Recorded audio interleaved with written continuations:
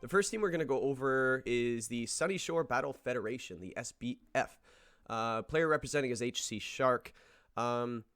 Very cool team that was drafted. I look at this team and I see, obviously you see a sand mode. There's no question there with the I extra see a drill. Berserker in the Quillfish slot too.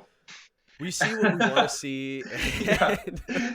And I actually, if you had to pick two opposite Pokemon, which should be a segment that we have in the future, is like, what's the opposite of Excadrill? And then you pick something. Yeah, that's an opposite. I think Berserker and Quillfish are quite opposites. Oh, One is that's fair on immune a to lot the of other. levels. For the record, literally twice when looking at this graphic, I was like, "Oh, wishy-washy Berserker, love it, takes me back." But it's not. It's not, and never was Berserker in that slot. Quillfish. I got it through my head finally, but just wanted to share a little behind the scene oop that I made. Well, it's like me saying Runerigus is Reuniclus. Understandably so. But I just, yeah, I'm like deleting this. I'm not reading this because we do have a few notes here. We don't have a ton of notes. Mm, We like to just kind of have it all au natural. So, but yeah, I mentioned sand. I mhm. feel like sand mode is really really good. A Gigalith setting sand over the T-Tower option, I really like because I remember prepping against Gigalith and its speed is so low. It's kind of Mm. comparable to that Venucole strat because and what makes Venucole better than Nine Tails Soar? I don't know what's Well, I'm not too keen on those name mashups anyway, so we can Venu just say Tails. Ninetales Sun. Venu Tails kind of works, but again, Uh, we yeah. no, it doesn't. But what the benefit of having the slow and the fast is your opponent to counter the fast double speed from the weather. Hmm, You can't really set Trick Room on it because now you have something incredibly slow like Torkoal and or Gigalith. exactly. Not and or, but it's or. You're Or, not going to run both. yeah. Yeah, it's just what do you do, right? So I really like Gigalith in Also the has sand mode. Gigalith has less weaknesses. I think that can Ooh. also be a plus. Um, but uh, so big question: is it redundant to have two Sandrush sweepers in Dracozolt and uh, Excadrill? See, that's a good question. I was looking at that a little earlier, and I went, you know what? I think Dracozolt can the fact that it can be run a couple different ways, and same thing with Excadrill with Mold Breaker. I think Mold Breaker Yeah. is one of the most undervalued abilities. I actually made a video on it in a long time ago. A lot of it was information that I got from you, so And oop, surprise.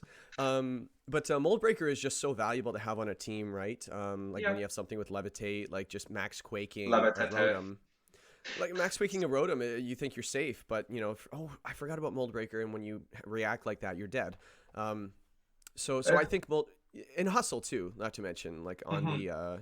on the Drake assault before it got the hidden ability in the expansion. I forget which one it was, Stand Rush is the hidden ability. but which expansion was it released in? Was it Oh, Isle of Armor or was it? should be Isle of Armor because that was when the ability patch was introduced. Ooh, good point. Yeah, so that's exactly what it came out to. Yeah, and Oh, same wait a second. No, that can't be right because the you hidden ability patch came out. the ability patch you get in Crown Tundra. Whoops. Ability Capsule was a I don't even Quality of life get that thing. in Isle of Armor. Yeah, so it could have been Crown Tundra, but I seem to recall a lot of usage and well, Series 6 is also before. No, Series 6 was after. Series 6 had all the bands, and I think that's when Drake Assault was probably the best at the time. Because I think it was just people were trying to grasp things that, to find alternatives to what were banned in that series. And I think Yeah. Drake Assault filled that role really nicely. And like, yeah. By the way, have you ever tried to grind in game in Sword and Shield for that hidden ability ability hidden? What's it called? Uh, I forget. ability patch. It's ridiculous. It's like 200 points. You have to do like that. It's a lot of fun, by the way, if anyone's done that. The raid adventures. Oh, I don't remember which way it goes, but you can exchange the ore from one DLC area to the other. You So can. yeah, but I think it goes from Crown Tundra to Isle of Armor because it's a lot harder, theoretically speaking, to like the quantity you get is much lower when you're awarded ore from the Mm-hmm. Isle of Armor, so it probably goes from Crown Tundra to Isle of Armor. But if it goes the other way, that would make it easier. I don't know, 200 points is a lot, but you also get a lot of points for doing the Dynamax adventures. It is pretty I don't. hard to get the Yeah. points any other way, though. And if you're playing with somebody who's AFK, they never get booted. So literally every single turn that you don't end the fight, it's going to max time, and that really drags it out. Mm-hmm. They do take a while, and they're a lot of fun. I just remember like I hatched a shiny score bunny once, one of Okay. the only shinies that I've ever actually hatched, and it had the blaze ability, and I was so mad. I was like, "Are you kidding me?" But Oh, then you have to get the capsule, yeah. yeah, so I Or the got the patch. one. Yeah, I got the one. Did all the EV training and stuff, and it was just Mm. I was really really happy. And I'm like, yeah, I'm never doing that again. That took way too long. But yeah, Cinderace. Yeah, we did talk about Cinderace fitting on a few different teams. But one of the first things that stands out to me on this team, obviously the sand mode, but holy ground weakness. Um, I believe 6 out of 11, which is more than 50%. Yeah, why not? Like, if you're prepping against this team, I guess you could do it. And one of the things about that I tell people when they're doing their draft prep is, if you're gonna have that many weaknesses of one, you better have immunities slash resistances on the team. And Right. unfortunately, I don't see many. I see an immunity in the Mandibuzz and a resist in the Serena. So I Yeah. I think that's some. I don't think it's enough. 6 to 2 is not a good ratio. So I also don't think you can completely make one move and completely abolish, the big issue or the elephant in Right. the room on this team. But I do think this team is good enough to get past its one weakness, because not every Yes. team in Draft League is going to have like major strong earthquake users or earth power and things like that, and high horsepower and all that stuff.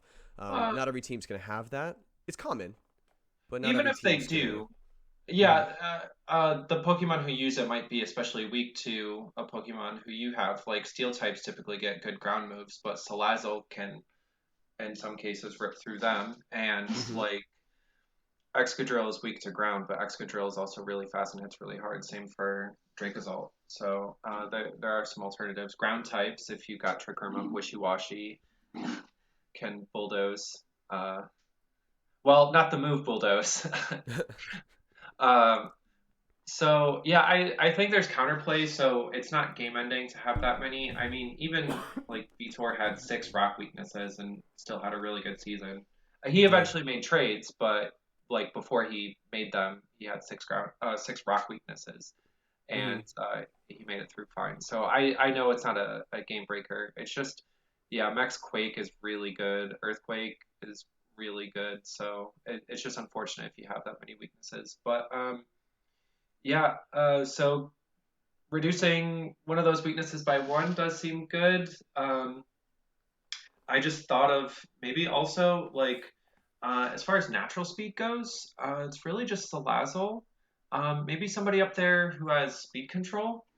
Um, Yeah, Up I there is get. in speed.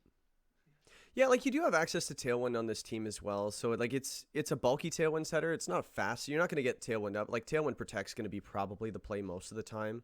Or Mm, setting up Tailwind for the back row is probably going to be the way this team runs.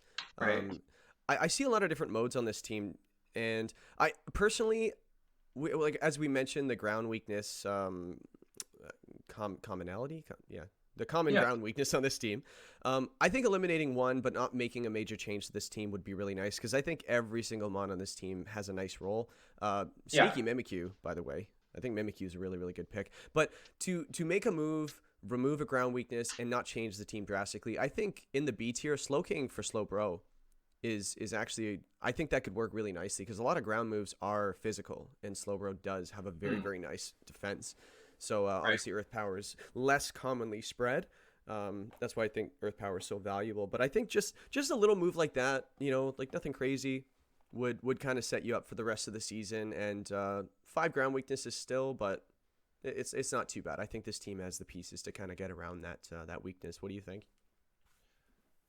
I think overall that's a trade which makes sense. I don't think it's also necessarily a problem to have two Pokemon of the same type in Wishiwashi and Slowbro. I mean, Slowbro can also run support. I don't know about support Wishiwashi, but they both in their own way can provide offensive presence, and Slowbro also has a utility option. Even keeping Galarian Slowking though, I get it. I think overall the team gels together well. It's just that ground weakness is really glaring. So um, overall, I really like the team. Same. I don't like Yeah. 6 ground weaknesses, but hey, if you know how to work around it, it's also not gonna force you to lose. I don't think.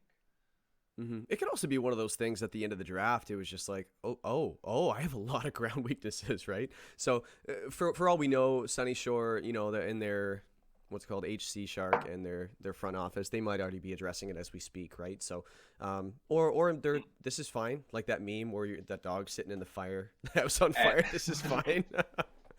No, again, very very cool team. Not every team's gonna be have like not every team's gonna be completely immune to all strategies, but having a ground weakness like this is something, but not a major concern. So we'll have to see how it plays Right. out. Are their moves going to be made, or are they just going to kind of roll with it? And I think this team is good enough to do both. So, so looking forward to that. Very very cool team.